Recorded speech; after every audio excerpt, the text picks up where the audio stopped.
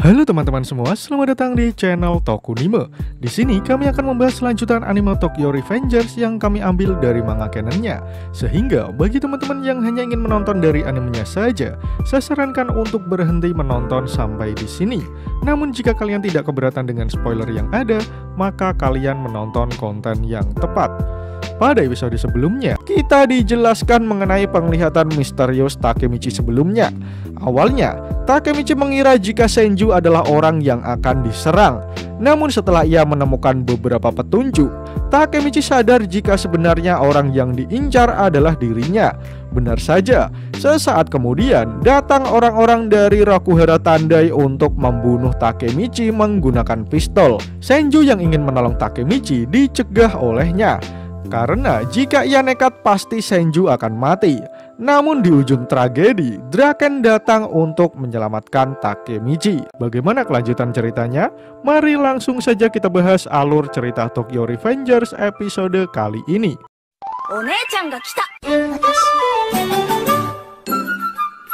Panel pertama menunjukkan Maiki yang berdiri di pinggir gedung. Melihat pemimpinnya sedang melamun, Koko bertanya apa yang Maiki pikirkan.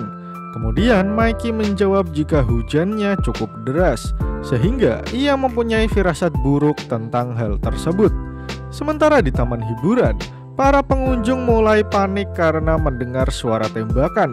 Beberapa dari mereka kemudian memutuskan untuk lari dari tempat tersebut. Di sisi lain, Draken kini berdiri menghadapi gerombolan Rokuhara untuk melindungi Takemichi. Takemichi merasa kaget dengan kedatangan Draken, sementara Draken malah menanyakan kondisi Takemichi. Anggota Rokuhara yang melihat Draken muncul memutuskan untuk lari seedan-edannya. Draken dan Takemichi hanya melihat mereka semua lari ketakutan. Senju dan Takemichi merasa beruntung Draken datang tepat waktu sehingga mereka mengucapkan terima kasih kepada Draken. Draken kemudian berjalan dan menendang pistol yang digunakan anggota Rokuhara tadi. Mereka berani menyerang dengan senjata yang berbahaya. Sementara Takemichi memastikan kembali kondisi Senju yang ternyata masih baik-baik saja. Kemudian Takemichi bertanya bagaimana Draken bisa berada di taman hiburan. Lalu Draken berkata, "Inui mendengar kabar bahwa ada orang-orang yang berencana menyerangmu malam ini, dan mereka menuju kemari, ke taman hiburan." Takemichi lalu merasa jika orang-orang tadi terlihat serius untuk membunuhnya. Kemudian Draken menjelaskan lagi, "Mereka anak-anak Rokuhara Tandai." "Apa? Rokuhara?" Dengan tersenyum, Draken menjawab, "Ayolah Takemichi, kau harusnya tahu jika kau menyandang peran besar. Orang-orang itu pasti kencing di celana jika mereka mendengar orang sepertimu bergabung dengan Brahman." Takemichi lalu menyadari jika itulah alasan kenapa mereka sampai berbuat sejauh itu. Namun Draken mengatakan jika perang tiga dewa mungkin sudah bukan konflik berandalan biasa lagi. Mereka terlibat dalam bisnis gelap. Selain itu, perusahaan berinvestasi di dalamnya. Mereka punya tatapan yang berbeda di matanya. Takemichi dan Draken berdiri menatap jalanan yang mulai sepi. Lalu Takemichi berkata jika ia penasaran tentang apa yang terjadi selanjutnya. Lalu Draken menjawab jika Maiki mungkin sudah mengetahui tentang hal ini. Tapi kemudian tatapan Takemichi berubah menjadi serius. "Draken, hanya di antara kita berdua saja. Tetapi baru saja aku bisa melihat masa depan. Di masa depan aku melihat Senju mati karena melindungiku. Tetapi aku telah berhasil mencegah hasil yang mengerikan itu. Itu semua berkat dirimu, Draken. Kita berhasil mengubah satu masa depan." Takemichi mengatakannya dengan mata yang nanar. Sementara Draken dengan tersenyum mengatakan jika ia bersyukur akan hal tersebut. Tak lama kemudian, Senju meneriaki mereka berdua untuk segera pergi dari tempat tersebut, karena mereka akan mendapat masalah jika ada seseorang yang datang. Takemichi pun berteriak menyetujui perkataan Senju. Lalu ia berlari bersama Senju menjauhi tempat tersebut. Namun baru beberapa langkah Takemichi berlari, ia berhenti karena melihat Draken hanya diam saja. Kemudian Draken mulai berkata, "Takemichi, tolong katakan ini pada Maiki. Jangan menyebabkan terlalu banyak masalah." Takemichi pun menjawab, "Apa yang kau katakan? Kau harus mengatakannya sendiri, Draken." Tapi tiba-tiba Takemichi melihat tubuh Draken mulai terjatuh. Tanpa diduga, ternyata Draken terkena tembakan orang-orang Rokuhara sebelumnya. "Aku sudah melakukan semua yang ku bisa." Draken, orang yang paling Maiki percayai di Toman, tumbang di hadapan Takemichi dan Kawaragi Senju. Sebelum kalian lanjut nonton, bantu kami untuk menekan tombol subscribe dan nyalakan loncengnya supaya kalian tidak ketinggalan informasi menarik dari channel Tokunime. Draken yang sudah tumbang mulai tidak bisa mendengar apa-apa. Ia juga tidak bisa menggerakkan tangannya. Langit juga semakin buram. Dalam sisa-sisa kesadarannya, sayup-sayup ia mendengar suara Takemichi yang memanggil-manggil namanya. Ia pun menoleh dan bertanya kenapa wajah Takemichi kusut sekali. Lalu Takemichi menjelaskan jika ia sudah memanggil ambulans, sementara Senju sedang meminta bantuan. Dengan tersenyum, Takemichi mencoba meyakinkan Draken jika semua pasti akan baik-baik saja, karena ia dan Senju akan menyelamatkannya. Sementara Draken hanya bisa menatap langit yang menjatuhkan butiran-butiran air hujan. "Begitu ya, Takemichi? Aku sekarat." Terlihat Draken sudah berlumuran darah di sekujur tubuhnya. Efek dari tembakan yang dilepaskan anggota Rokuhara sebelumnya. Takemichi tak kuasa menahan air matanya. Hujan deras tidak bisa menutupi tangisan Takemichi. "Apa yang kau bicarakan, Draken? Tolong jangan bicara seperti itu. Semua akan baik-baik saja besok." Namun dengan sisa-sisa tenaga yang dimiliki, Draken memanggil Takemichi. "Takemichi, jangan salahkan dirimu. Ini semua terjadi bukan karena kau kembali ke masa lalu, tetapi ini semua karena keinginanku. Kau menyelamatkan hidupku, jadi aku akan dengan senang hati mempertaruhkan nyawa untukmu." Sontak air mata Takemichi mengalir semakin deras. Air hujan sama sekali tidak bisa menutupi kesedihannya. "Kau paham kan, Takemichi?" Lalu Takemichi pun mulai mengusap air matanya dan menjawab pertanyaan Draken. Walaupun tak terlihat, malaikat maut seakan-akan sudah berdiri di dekat tubuh Draken yang sudah berlumuran darah. "Saat aku masih SD, aku sering kalah ketika berkelahi. Aku ribut dengan orang yang lebih tua. Setelah kalah, aku merayap di tanah dan menatap langit seperti ini. Saat aku menatap langit, semuanya menjadi tidak relevan bagiku. Aku menemukan kedamaian. Tapi Maiki tidak pernah melihat langit ini. Sungguh memalukan, tetapi dia tidak pernah mengalami kekalahan. Takemichi, aku sangat mengaguminya. Bagaimana dia memikul semua beban di punggungnya. Namun entah bagaimana dia mampu menanggung semuanya, semua beban itu. Aku telah bersamanya melalui semua itu. Itu sebabnya aku berharap aku bisa melakukan sesuatu untuk menolongnya. Takemichi, bolehkah aku meminta sesuatu darimu? Tolong jaga Maiki." Draken mengatakan pesan terakhirnya sembari menangis. Sementara Takemichi juga tak kuasa menahan rasa haru yang mengguncang hatinya. Dan chapter pun berakhir. Pada chapter kali ini kita ditunjukkan kejadian yang sangat mengejutkan. Draken yang sebelumnya datang menyelamatkan Takemichi ternyata terkena tembakan yang dilepaskan oleh anggota Rokuhara Tandai. Pada awalnya, Takemichi tidak menyadari hal itu karena ia terlalu fokus pada diri Senju. Namun saat ia menyuruh Draken untuk berlari, tanpa disangka-sangka Draken malah tumbang di hadapan Takemichi dan juga Senju. Dalam keadaan sekaratnya, Draken meminta tolong kepada Takemichi supaya ia bisa menjaga Maiki untuknya. Panel pertama menunjukkan mobil ambulans datang untuk membawa Draken.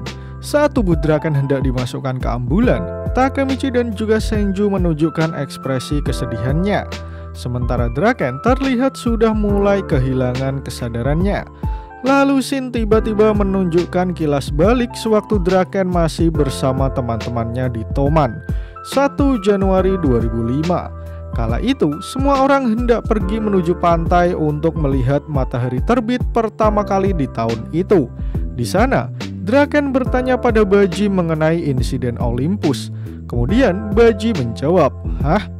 Para berandalan itu hanya skuad utama, jadi kami menghajarnya dengan sangat mudah. Benar kan, Chifuyu? Terlihat di sana Chifuyu menaiki motor di belakang Baji. Semua yang melawan ditelanjangi oleh Baji, dan aku menghajar mereka semua. Mendengar itu, Draken berkata, "Kau harus berhati-hati agar tidak berlebihan mengikuti perintah Baji." Lalu bagaimana dengan Nitoro, Akasaka? Lalu kali ini gantian Smiley yang menjawab, "Kami menghajarnya seperti biasa. Benar kan, Angry?" Angry pun meresponnya, "Smiley melakukannya sedikit berlebihan, sehingga aku mati-matian menghentikannya."